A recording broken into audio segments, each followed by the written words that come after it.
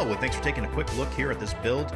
I wanted to go over a few things here. I said that I would release more of a build overview video, and I actually have upgraded and updated quite a few things with this build as well. So I want to touch on those really quick. So what comes with this particular system, this build that I've done, and if you're just looking out of curiosity, what's inside of it? Okay, so it's got a 5600X for the processor. That pairs really well with this graphics card, which is a 6800. That falls between a 3070 and a 3080 as far as on the NVIDIA side of the house. It's got 32 gigs of RAM in there at 3600 for the megahertz, so fairly fast RAM and a lot of it, more than you need. You're not going to run out of RAM. This thing's pretty future-proof on that regards. But if you're doing some heavy editing software, if you're running heavy editing software or doing other processes like that, it's nice to have the extra RAM there to flex. The motherboard is a B570, so typically a lot of these builds you'll see will have B550s. 570s are just a little bit of a higher end motherboard that has a little bit more capability when it comes to helping all your parts synergize. Usually there's a few more bells and whistles. It's just a good motherboard, so you're not going to have to worry about that. The power supply that's running all of this is a 750 watt EVGA, so they're known for having good power supplies. It's going to serve you well. They've got really good power distribution to the different parts, really solid 12 volt rails that feed your graphics card, so you're not having to worry about performance dipping because of that. What else? Running 5 fans for cooling, 2 for intake, 1 intake on the bottom, pulling cool air in and delivering it directly to the graphics card, which has 3 fans that it's cooling. This graphics card stays really nice and cool, even under load. CPU, GPU, we're sitting at 35 and 29 for the processor and for the graphics card right now, which is in a pretty idle state. And under load, it's usually 60 to 70, so nice and cool. And then 2 exhaust fans, 1 top, 1 bottom, or 1 back, 1 top. This cooler here is by ID Cooling. I like this cooler a lot. It looks sharp, it looks nice, and it does a good job cooling. And really, that's all you could ask for. Got some aftermarket thermal paste on there. I honestly forget. I think it's Arctic for the cooling paste. Or for the thermal paste for cooling. And then let's see what else. It's running a 1 terabyte NVMe on the motherboard itself, and the operating system is running off that, so nice fast boot times, and you can put some of your main games on there if you wanted to have that extra speed. And then it's got a 2 terabyte SSD for all of your additional content that you want to save on the computer. And so 3 terabytes in total. All of that is pushing this Dell monitor. This Dell monitor is kind of a beast. I honestly don't remember the name because it's just numbers and letters, but it'll be on the ad itself for where I'm selling it. But the thing that's nice about this, it's 2K, which this system is made and built for 2K. It can do 4K, no problem. It can do 30 to 60 FPS for a lot of your games, and it's going to be able to probably do more like 90 on some of your esports titles at 4K, but this thing is made for 2K, and it's made to pair with this monitor because this is an IPS panel, fantastic color reproduction. It's 1 millisecond response time, so really fast response time there for your Twitch shooters and things like that. 165 hertz refresh rate, so you're getting really fast, crisp refresh rates. And it's all at 2K. So this system can do 1080p, no problem. It's going to give you really, really overkill as far as your frame rates in most games. Not going to need all that, but at 2K, this thing's a beast. It's going to do a fantastic job. Paired it with a SteelSeries, and this is an Apex 5. I love this thing because the little OLED display there gives you constant feedback.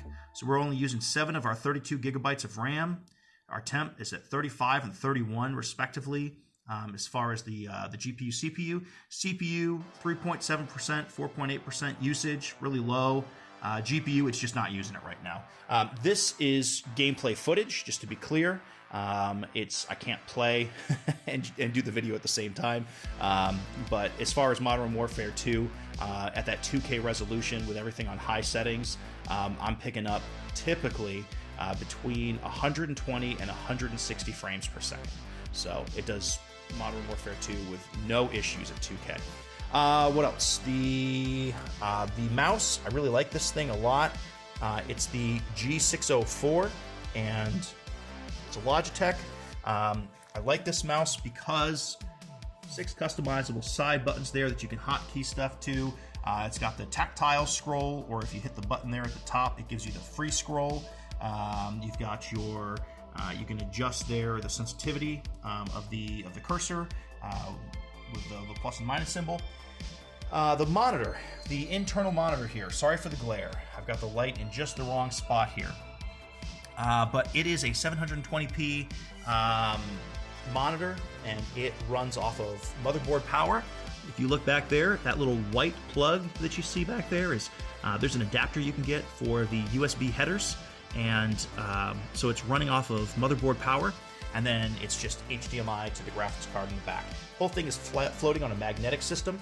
You can, oh, sorry for the finger there, you can take this whole thing out if you want to, and because it's floating on magnets, which is tricky for me to do one-handed here, because it's floating on magnets, you can actually take the screen off and you could stick it to the side, stick it to the front, and then just run the cables underneath.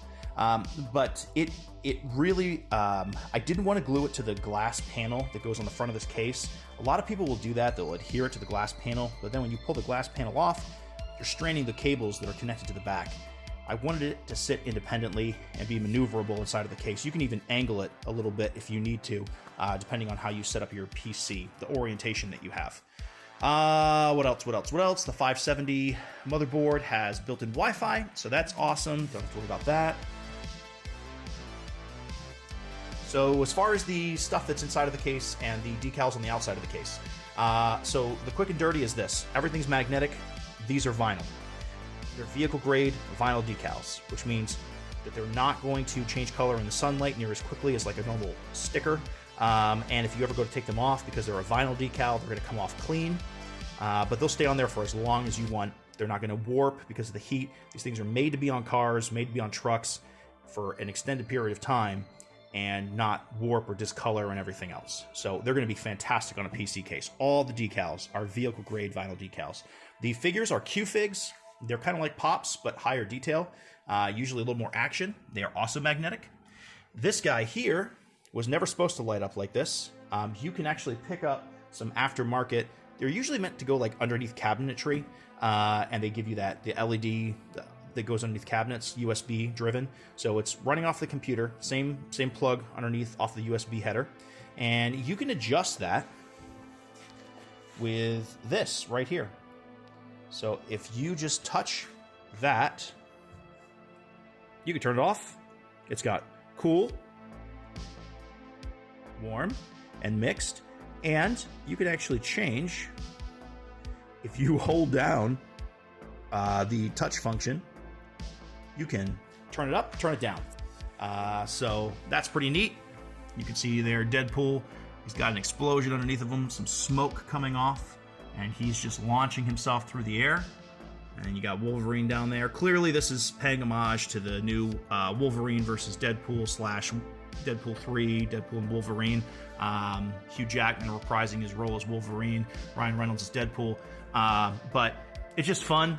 Has a nice little sort of an action feel to the characters in the case themselves. Moving on to the back, you have a remote here that you can change the fans RGB on, or you can click MB, and I've set it up where all of it is running off of the motherboard header. So you can change all the RGB in the case just off of the software that comes with it.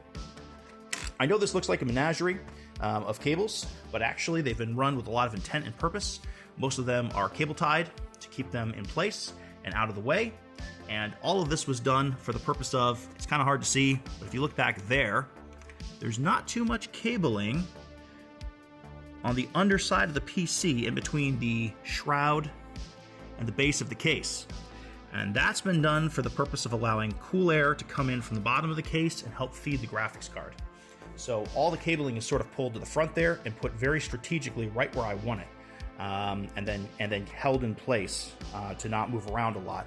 By the way, you can keep this back here. I don't change the RGB a lot, so I keep it inside of the back panel that goes on the back of this case here, just to keep it safe, but you can stick it anywhere if you like to change your stuff up a little more often.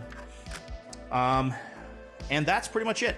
I really appreciate you taking a few moments here to just look at the different features that this PC build has, and I'll show you the back of the monitor really quick. It's kind of cool.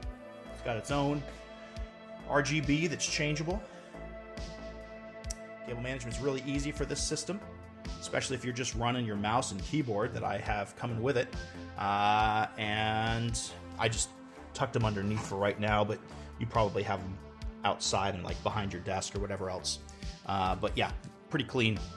And yeah, that'll do it. Thanks so much for taking a look. I really appreciate it. If you have any questions, comments, just let me know. And hope you all have a fantastic day.